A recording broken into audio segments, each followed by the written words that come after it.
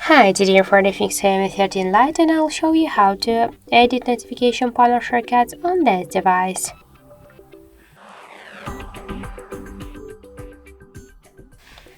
Let's first open the notification panel, and if you want to add here some options or remove some of them, or just to change the positions of the icons on the home screen on the panel, you should click to this edit icon, and after that you'll see here this down section with the invisible options. To add them, we should click to the pluses.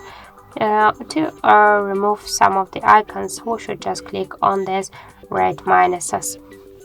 To change the positions of the panel, we should just hold it and drag it by this way, then just click to done to save the changes.